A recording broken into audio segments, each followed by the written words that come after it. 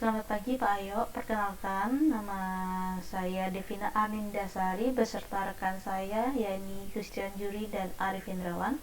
Di sini saya akan presentasi mengenai pengujian perangkat lunak tentang aplikasi vaksinasi DIY backend system. What are we testing? Ya, yang pertama kami akan testing aplikasi vaksinasi DIY yang menggunakan Android, dan tentunya secara keseluruhan kami akan testing vaksinasi backend sistemnya. What does this system do? Yang pertama, di sini ada user yang nantinya akan terhubung dengan API, dan API ini akan menghubungkan dengan aplikasi daftar vaksinasi. Di sini ada login, daftar vaksin, dan get all registration. Yang pertama ada operational profile. Nah, untuk operational modenya kini mengambil waktu sibuk, yakni sekitar jam 8 sampai jam 3 sore. Lalu untuk environment variable kami mengambil dua, yakni user dan middleware system. Untuk operational listnya kami mengambil 3, yakni login, registrasi vaksinasi, get all registrasi. Nah, untuk occurrence rate-nya saya menggunakan satuan menit dengan akses per week-nya. Nah, yang dimaksud akses per week-nya ini, untuk user dalam mengakses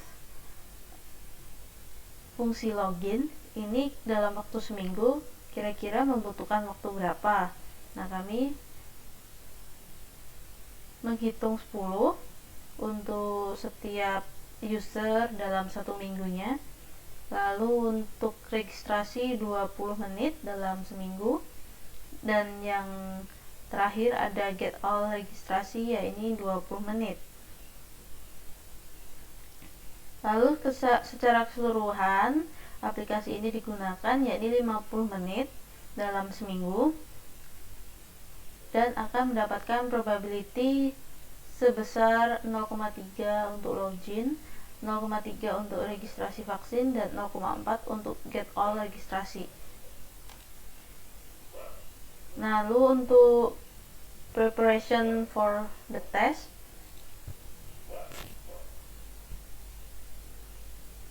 kami karena terdapat 3 staff, lalu untuk available time-nya kami menggunakan 2 jam untuk 2 hari.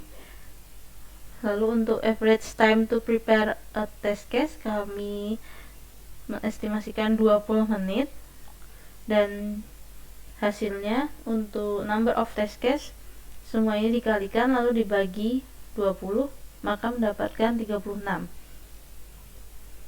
Maka untuk test case allocation, untuk operation login number of test case-nya yaitu 7. Untuk registrasi vaksin terdapat 15, dan get all registrasi yaitu 14. Lalu untuk initial operation profile saya mendapatkan 0,2, 0,4, dan 0,4.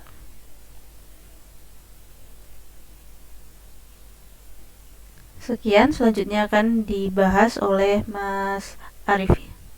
Terima kasih. Baiklah, terima kasih. Saya lanjutkan. Bagian kedua mengenai preparation for test. Yang pertama ada estimasi jumlah test case.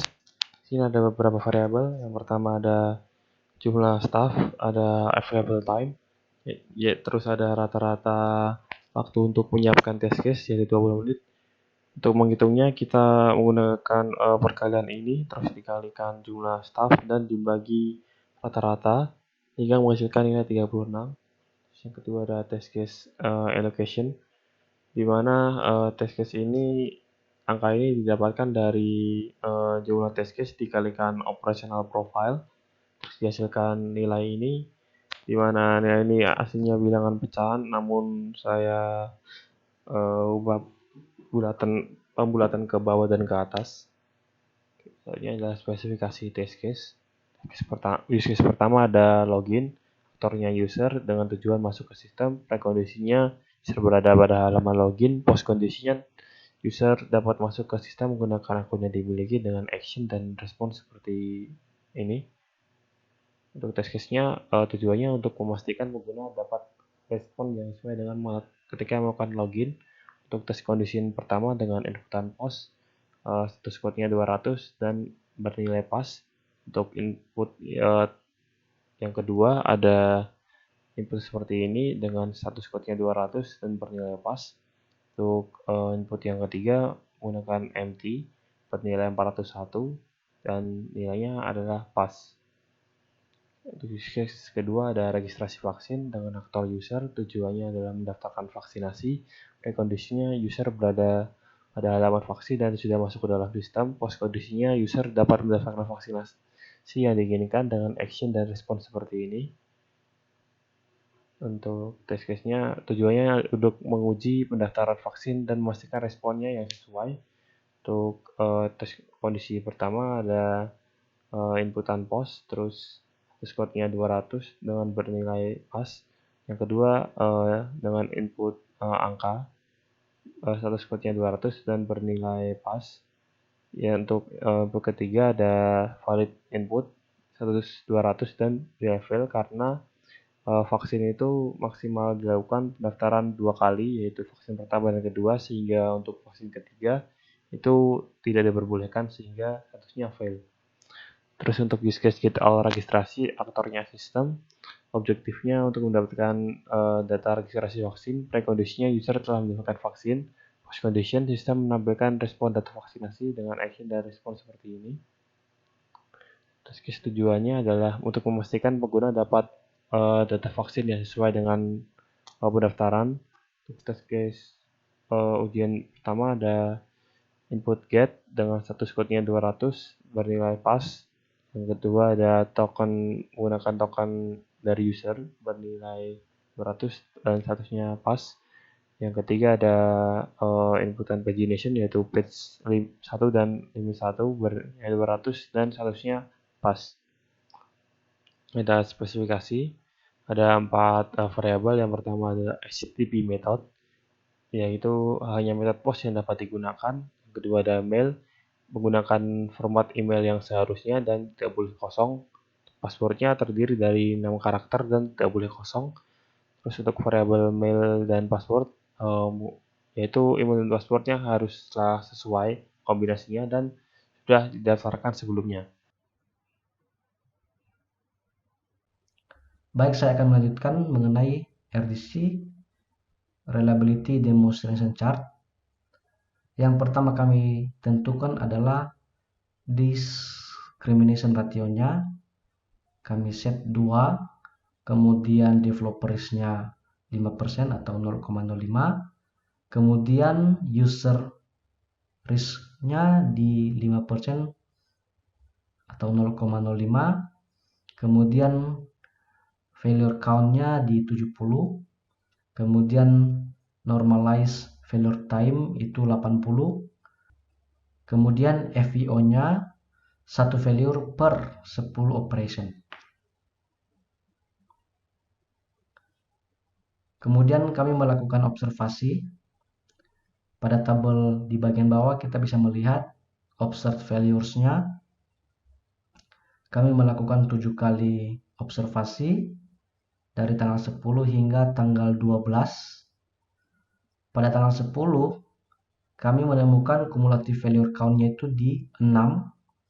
Kemudian input event when observed itu 32.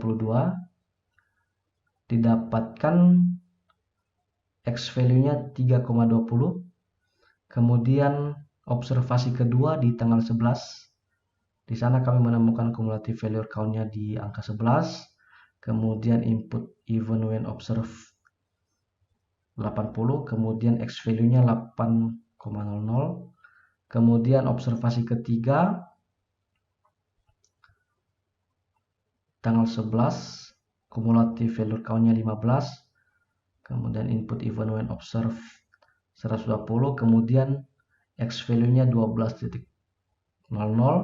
Kemudian observasi keempat di tanggal 11, Di sana kita bisa melihat cumulative failure count-nya di angka 18, input even when observed 150, kemudian X value-nya di 15,00, kemudian observasi kelima di tanggal 12, cumulative failure count-nya 20, kemudian input even when observed di 200, X value-nya di 20, kemudian observasi ke-6 di tanggal 12, cumulative failure count-nya 12, input even when observed 250, kemudian X value-nya di 25,00, kemudian observasi yang terakhir di tanggal 12 juga, kemudian cumulative failure count-nya 21, jadi tidak ada penambahan failure, kemudian input even when observed 350, X value-nya di 35. Jadi kalau kita bisa lihat dari cumulative failure count-nya ini,